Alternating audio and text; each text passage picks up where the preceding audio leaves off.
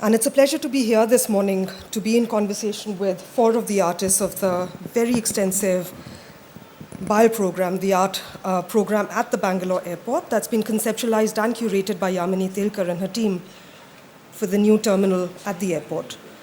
As Yamini mentioned, my involvement with the project goes back to 2020 when I worked with Yamini and Kavita on a text detailing the concept for the art program.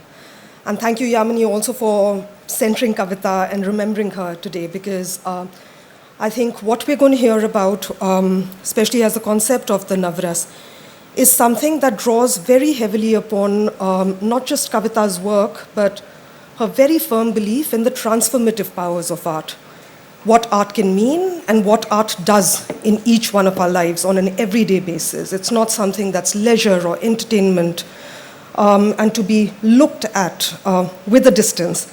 But the fact that art, engaged with all our senses, can actually transform us and our lives on an everyday basis. So my essay, and I'm going to refer to it because the first panel is on the concept of Naurasa or Naurasa, was titled A Sensorium of Wonders. Now, one of the questions we could ask is, an airport a sensorium of wonders? I mean, of all the things, where does art and an airport come together? But there are few experiences, even in the 21st century, that evoke as much wonder as flying. I think we've all gotten used to the idea of getting onto a flight and getting on at one place and getting off at another.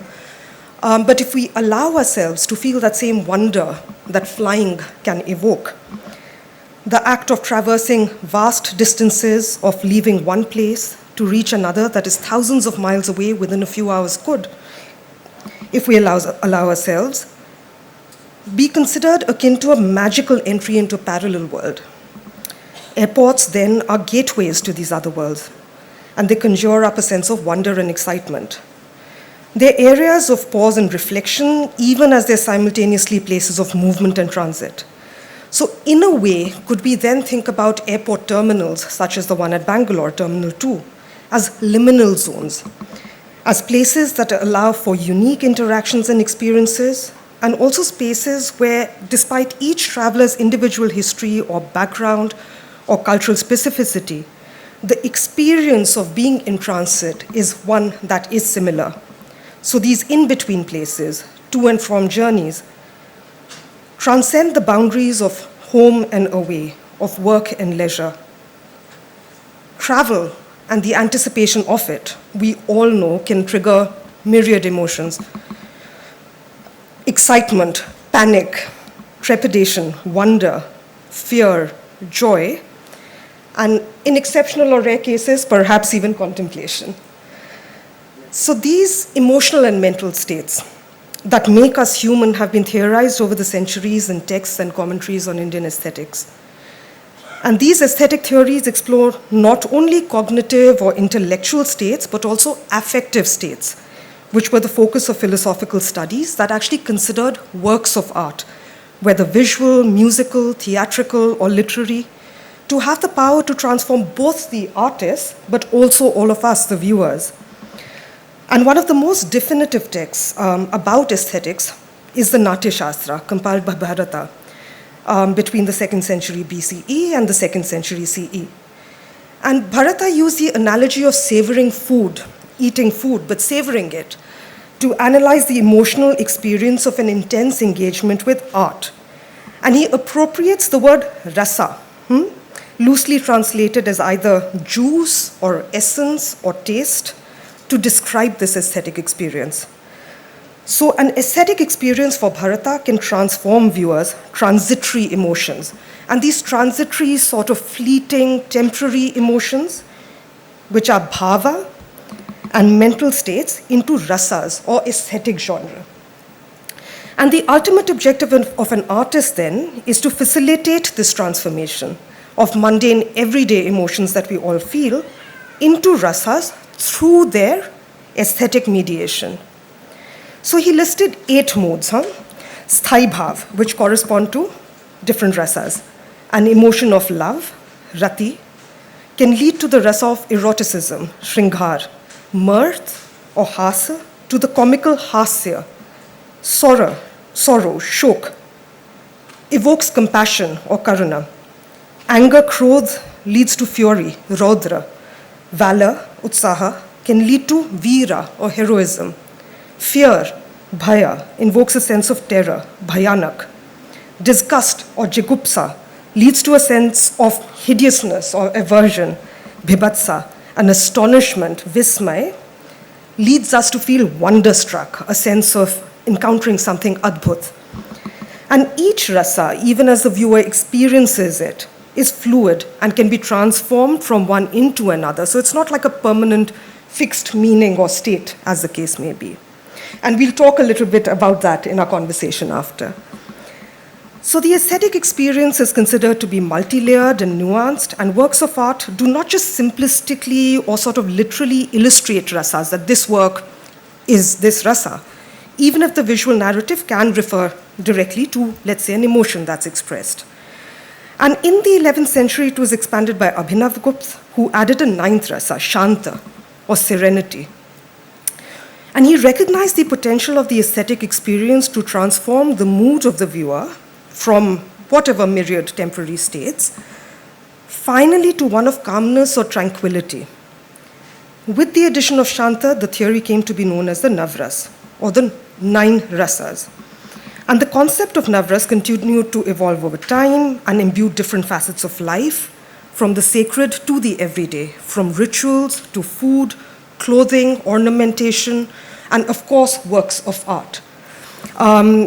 In Karnataka, and I think we were very, very clear that we wanted the sort of conceptual framework for all the artwork to be quite clearly located out here. So when you visit the terminal and you see the artwork, you'll see that it brings together, say, local art forms which draw upon historical, traditional forms of making, myths, histories, with the contemporary. And I remember, I think yesterday, one or more than one of the artworks also refers to Ibrahim Adil Shah of Bijapur, who in fact made a whole new capital city called Nauraspur, right?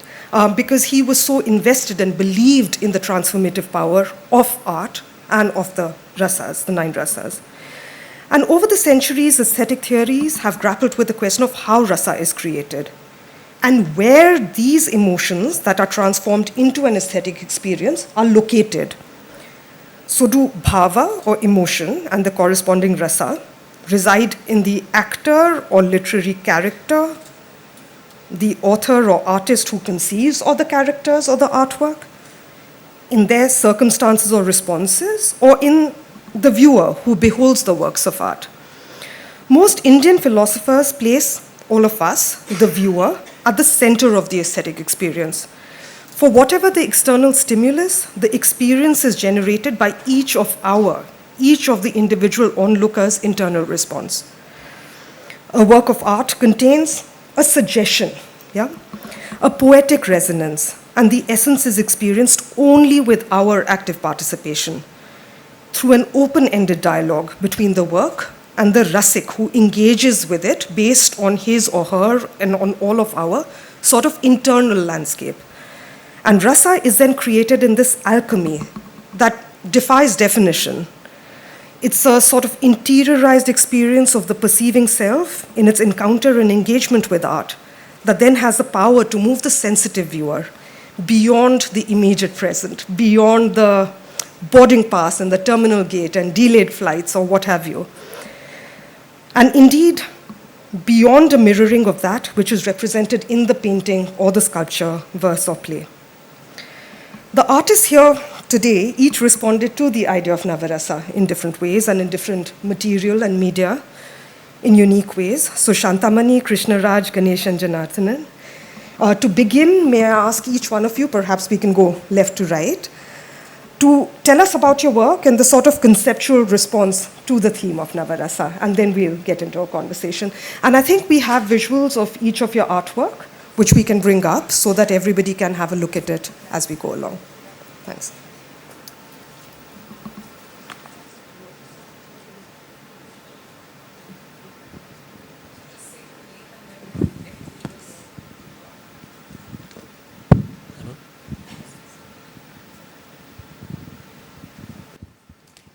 Hello. Hello, everyone. I am Janardhan Rudramurthy. I am very happy to be part of this project, which display one of my metal-based sculpture, titled Astral Body. This work is an extension of my other works, where I use my belief about the human body. In the past, I have created many works based on the belief that the human body is like a nest built out of the experience and memories of the particular body. For executing my concept for this project, I choose to use my other belief that various human activities emanates various emotions, and the activities of traveling is one such, which leads to living behind multiple emotions. His response to the emotional turbulence that the traveler might undergo, he or she prepared to land or depart, to face the familiar or the face or unfamiliar, to be received, to be left, to be loved, or to be hated. Thank you so much for this opportunity.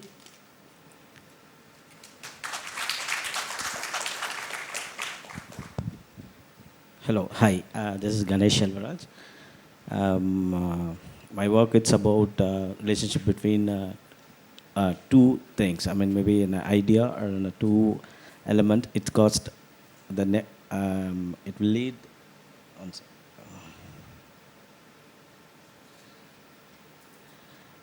Between two things or event where one event caused the another event.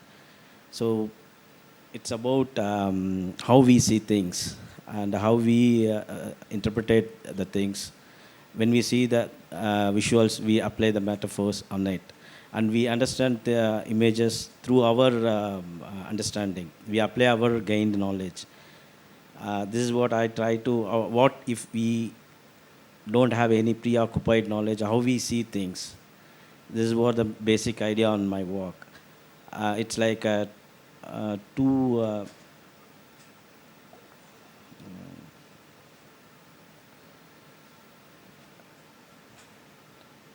the human transit through the day. They experience various emotion states or emotions, which are also known as Naurasa. Based on context, much in the same way, in the context, when an individual or a group of individual transit through the airport, they experience various emotion states of the emotion. Although these emotion states of the emotions are distinct from each other, what connect them is my observation that there is a sense of opposites or contrast within them.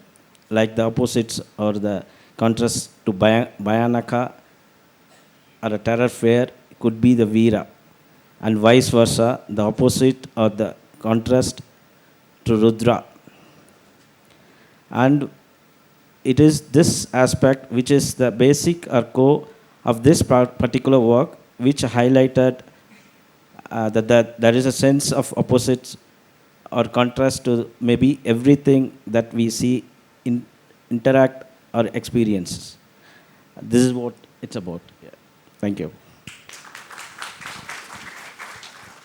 Good morning, everyone. I'm Shantamani Muddaya.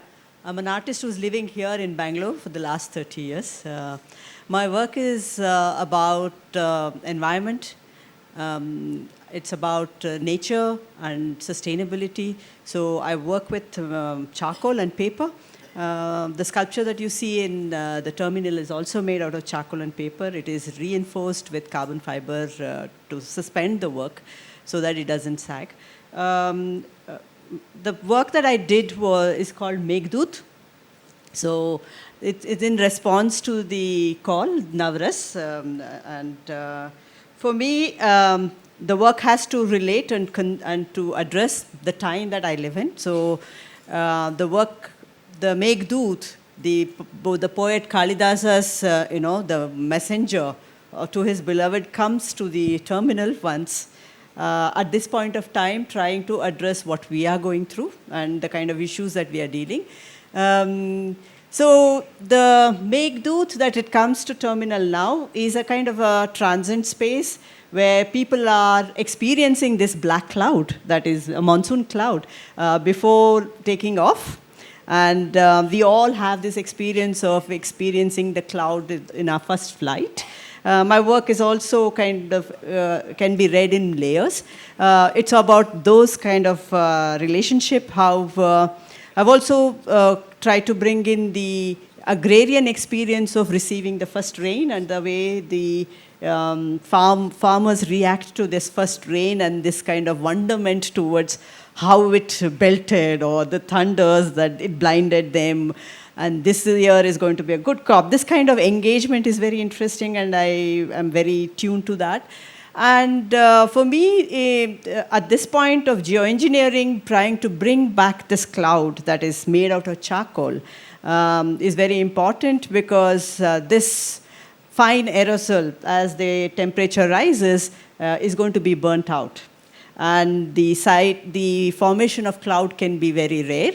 And so in that sense, what I render here is not necessarily the cloud and the celebration of cloud. It is basically the absence of cloud. Yeah.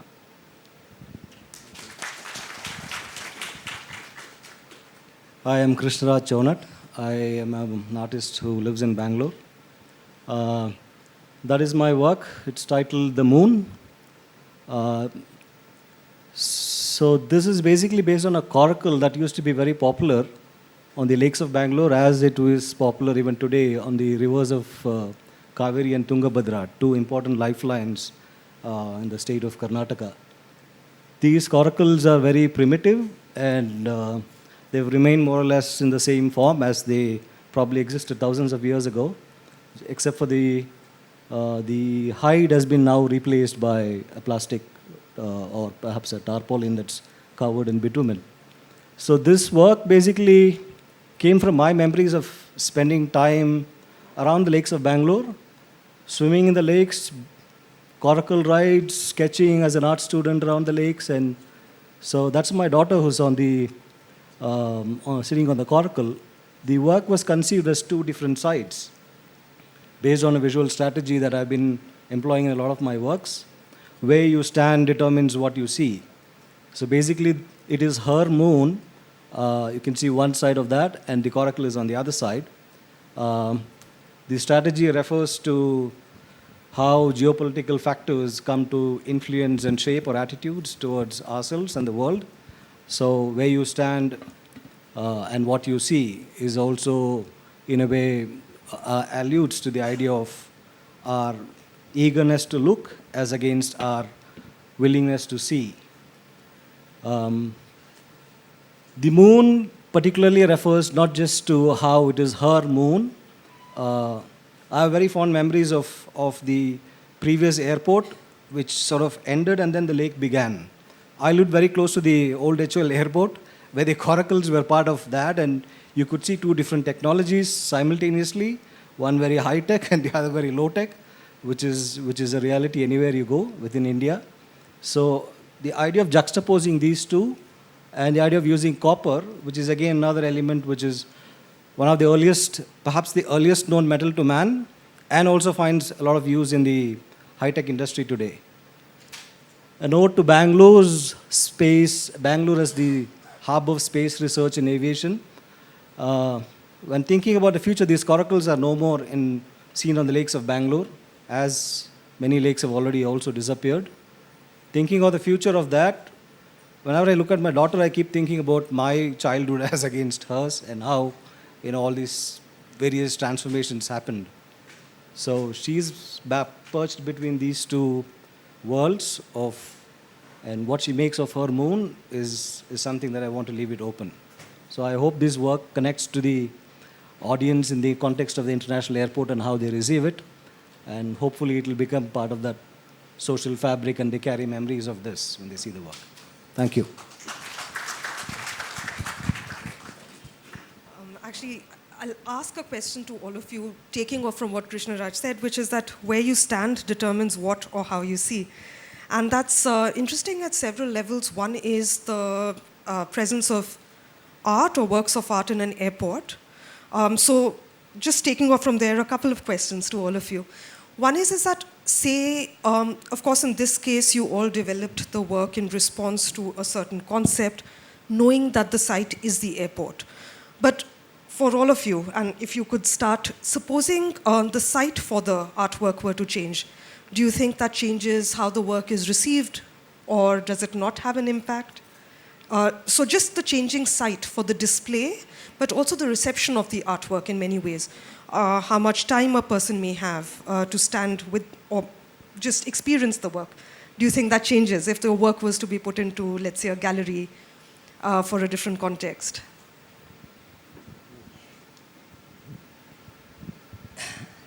Actually, this is a very amazing part, actually.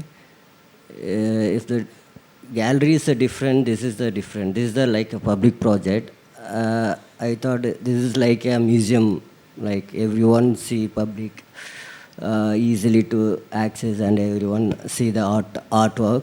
It's really, really amazing. The other thing, this is a or thing, overseas, no, the other person to come enter into our country. This is the great gateway of our art and culture. They're seeing our artwork, what we are.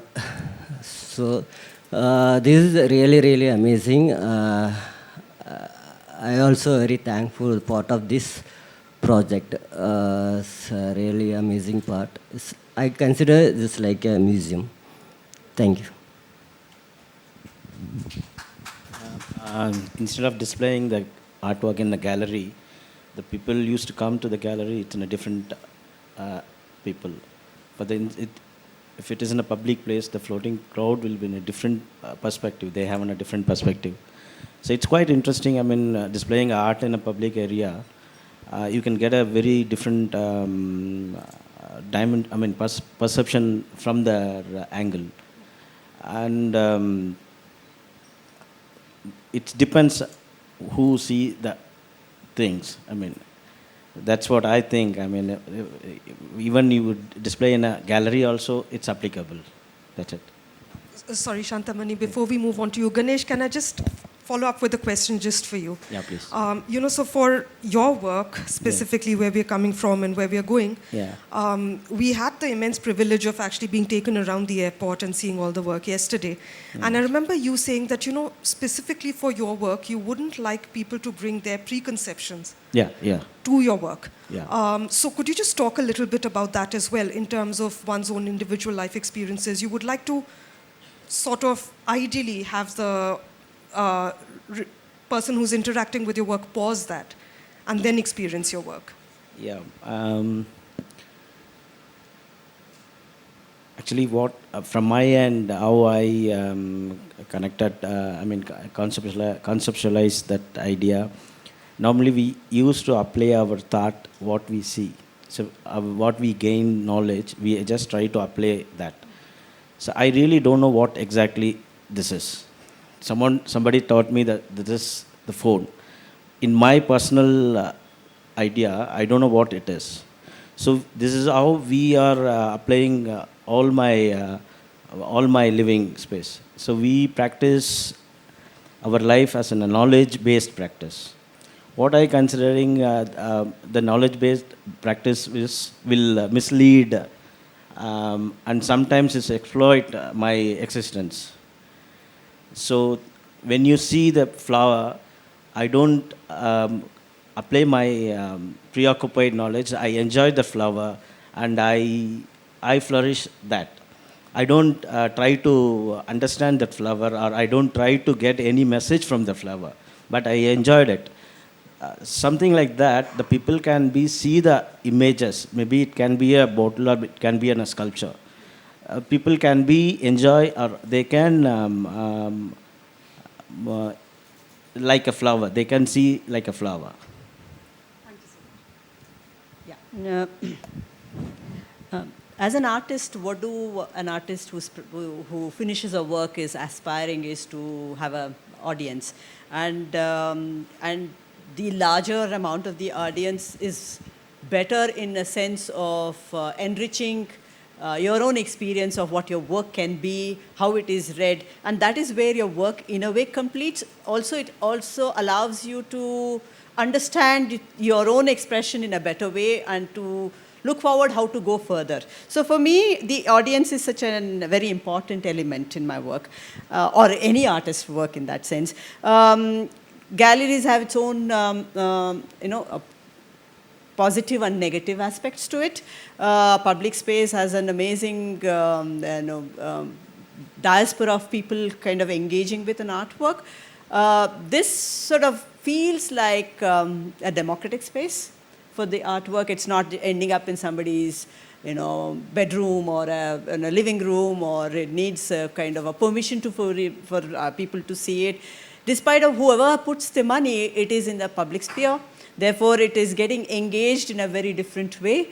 The way public art is consumed and also the way it performs is very different. It has a very different dynamics than being in a museum or in a gallery. And I really like that part. Not necessarily that it is heavy meaning and quoted and you have to kind of respond to this meaning that is in the work. For instance, for the first time when I put my work in Kochi Museum, I realized the bodily reaction to public art. Somebody will lean on it, somebody will, experience it through touch. Somebody will refer to it and say, let's meet there. Or it kind of creates a different kind of cultural layers and memories and way we perform around the artwork. And I really like that aspect. So I'm sure if it was anywhere else, it wouldn't had the same opportunity, or it wouldn't have read the same way, the way it's going to be read now. Yeah. Okay, so specifically this work, Cloud Messenger, Meghdut, spatially in terms of the context of an airport as a place, it's not a neutral space at all. Yeah. I mean, it's a very specific place. Do you think that impacts I'm not saying the meaning or the message of the work, but the meaning-making potential of the artwork? Do you think place impacts that in some ways? The transition nature is very interesting, and it brings a whole lot of extremes to it. It also can bring in a space where somebody would have just looked at as an object and it didn't make any kind of impact to them. Somebody would look at it as very dark and a heavy thing that they don't need another stress when they are in the transit.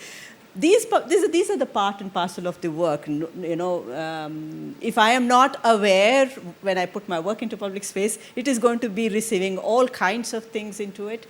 That is my shortcoming. So I would rather accept all of that and still look at the work and how it's going to perform. Yeah.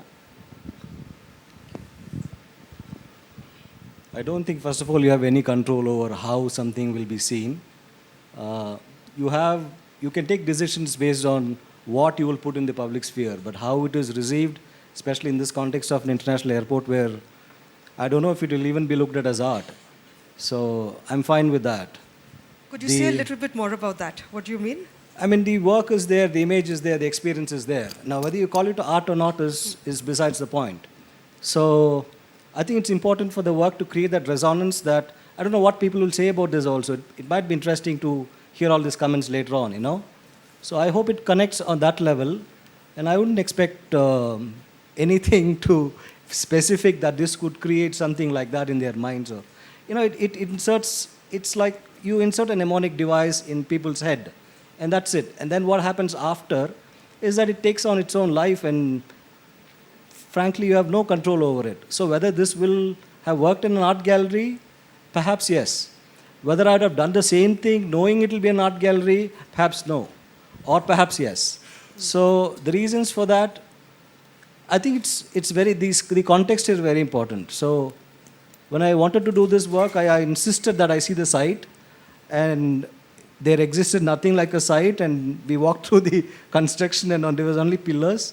But somehow it felt very important for me that I have to see where this will be, what height and all these things. Now, these are all technical decisions, or perhaps somewhere overlaps between technical and conceptual, but these are all very important to the artist and how you present your work. After that, it's just an open thing. Just for everybody who hasn't seen the work in the actual space, Shantamani and Krishnaraj's work are actually quite large scale and suspended from the ceiling, from a height. And Ganesh and Janardhanan's are actually sculptures on pedestals. So there are two different sort of formats in which they are displayed as well, which of course impacts the scale and the experience of viewing them, or the particular standpoint of viewing them. But Krishnaraj, could you tell us a little bit more about how you responded to the idea of Navras, if at all, or departures from it, as the case may be? The sense of wonderment again was something that I have always liked, and I hope it creates that kind of an amazement in somebody's minds. To speak of Navras, there are so many things that kind of overlap, whether it's happiness or excitement, or you can call it Adbhuta and Ananda, Paramananda, so many things. Lexicon put aside, what impact it creates is what I would like to focus on. I think contemporary art, and then to speak about Navras is like very challenging. Why today do we have to refer to Bharata's Natyashastra in talking about contemporary art? I think that is part of something that we have learned in art school. Continue, it's important to know. How much of it we consciously apply is something that is up to each person. But I think these layers, whether you express or whether you stress on it or not, exists anyway. So call it by any other name, it's still, whether I say wonder or adbhuta, is like, to me, is irrelevant. But then that sense of what, understanding how that can be evoked, I think is more important. So how you work towards that, perhaps is what we need to, or perhaps the whole study of Natyashastra has taught us. I don't know if I consciously refer to that, so I cannot say I put, somewhere I tried to put some little Navaras. It's anywhere there, in anything you express, whether you sing or write or paint, sculpt, whatever. So, but then its insistence on traditional aesthetics, like if we were to discuss dance today or traditional dance, there's a lot more that you can speak about on that level. But I think lexicon, as I said, set aside, whether Bengaluru or Bangalore is all that for me is the same, So India, Bharat, whatever. So, I don't want to get into that. But it's like, call it by any other name, it'd still be the same thing, it is here. So naturally it comes in. It's interesting how you brought it back to lexicons, and perhaps also words and lexicons are also evoke emotions of different sorts in all of us. Even the act of naming can evoke very strong responses, emotional states of being, and mental states of disturbance. But Shantamani, could I ask you a different question, which is that, I'd seen this photograph of your artwork, and then we saw it yesterday at the airport, and it looked very different. And a friend who was walking through the space also, in fact, asked a really pertinent question, which was, at different times of day, and the sort of walls are made of glass, so you see the expanse of the absolutely gorgeous sort of skyscape surrounding the airport, and the light changes. In this case, it looks as though there's a very specific sort of format of lighting on the work. Is that how does the work change, or how do you feel that the experience will change through different times of day? And we know that is actually times of day, seasons, impact our moods in very real ways. It's not just a theoretical conception, but it's very, very real. So how do you feel, for instance, in this context, in the space that is displayed, that would impact the work and the viewer? For me, the light was, this particular work is almost like a small work, which is there in Chennai. When I conceived it, it was a very different kind of way of looking at the cloud as a natural element. I really wanted to contextualize charcoal and why I'm working with charcoal in that particular work, and the aspect of acid rain or the fragmentation and human kind of designing natural elements, or it's something that gets completely manipulated by human hand even before it kind of forms into this kind of monsoon cloud or something. This is what I was looking at. The light was very important for me to create this artificiality, the eeriness, and that kind of space at that point. For me, at this point, I was addressing, the times have changed. It's almost 13 years after that I am revisiting this particular form. And this particular form, which is at around 1 meter, it had to become 4 meter for me to make an impact in the terminal. I know there is a lot of daylight playing in it, but that I really wanted to bring that element of blue into it, that artificiality that I wanted to bring into the work. And therefore, it is in the international terminal because in the night, the light plays a greater role. So in a way, I know that it will be read in different context and different light. And the way I've organized the charcoal also is a way where when there is no blue light, because there's no soft light, you will see those charcoal, those fragments very well. We have created a certain kind of pattern, the transit space, which is kind of blank space where you your eye move in different shapes and movement. So I've thought about all of those. So to accommodate that kind of different lighting and different ways of seeing in the work, yeah. Thank you so much. I think we have just about time for one question. If anybody has this burning urge to ask a... Okay, we have 5 minutes, so maybe 2 questions. Or any responses if you did see, if you have already seen the work at the airport.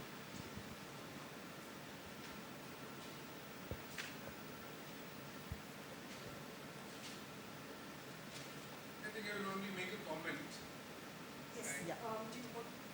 Mike? No, I think, public art is very, very important. And one basic difference which I feel is when somebody goes to a gallery or a museum to look at art, there's an intention of looking at art. And those who go to an airport, they don't have an intention of being faced with art. And I think in this way, there are, in a country of 1.4 billion people, not more than about 2 lakhs people connect with contemporary art. That's the sad state of affair in India. And this kind of projects will give a great opportunity to people just to look at art, interpret it in their own way, whatever the interpretation, whether it is rasa or something else. And I think that's a great opportunity, and congratulations.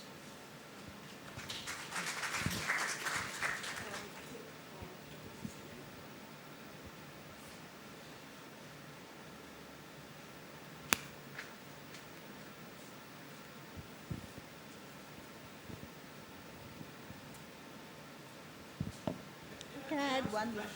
Yeah. Tariq and then back to Shantanu.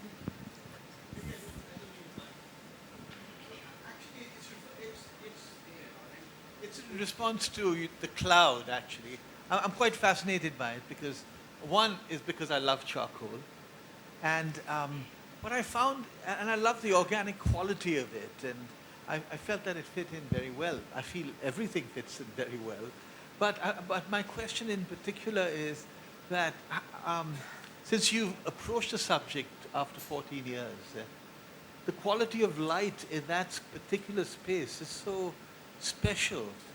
How do you feel about it? Because I looked at it minutely, and I see it's got these little curves to it, and it's a language that expressed with a lot of little words, and I'm sure each one reflects light in a different manner. Have you seen it at night? Have you seen it? What are your feelings about light and charcoal?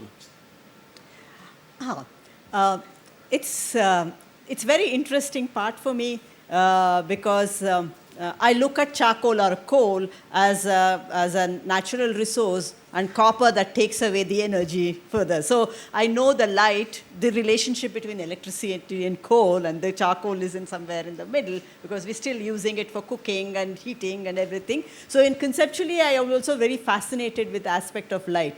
But it's interesting when a dark object gets lit, it also absorbs a lot. It's not necessarily it reflects the light that well. The fascination when you actually put the light, no matter how much you put into it, it just goes on absorbing. It's like a dark hole. It just constantly kind of absorbs into it. It's very mild. To the bare eye, it is very mild tinge of color that actually comes out of the charcoal. Daylight is very fascinating because you see a lot more detail in the work. So I was aware of that. Therefore, I sort of I didn't want to do a random, pattern in it. I created a pattern of flow within this thing. I was very aware that this work is also going to be seen during the daytime. So that's my response. But there is also an element of not having control on it. There are going to be different kinds of light thrown onto it. during the day and in the night. So there is that element of accidental way of looking at certain things, which I'm okay with. The other kinds of meaning deriving from it, I'm okay with it. Yeah. But I also want to also address this that, we are constantly talk about how public doesn't understand contemporary art and we have very little, we have all of that. But I am, to my experience, or I'm not really afraid of that aspect, that people don't understand my work. I always feel people, especially in public spaces, people react to work. They have a different way of reacting. They may not be able to articulate the way you expect them to articulate around the work, but there is a certain amount of emotion that goes around and they also behave differently. I would rather have more spaces where I challenge that and I also see how they kind of react to it non-verbally, and I'm actually quite fascinated with that particular language than worrying about people are not seeing contemporary art or not understanding contemporary art. Yeah. And I think just to wrap up the session, and I think that's the importance of actually artwork in, I'd call it still a controlled public space because the airport is not an entirely public space, I would argue that as well, but certainly more public than, let's say, a gallery, which can be quite exclusionary, especially galleries of contemporary art. And I think what you're referring to is just to create the possibilities of an encounter without the pressure to behave or perform in a certain way, mentally or otherwise, and I think that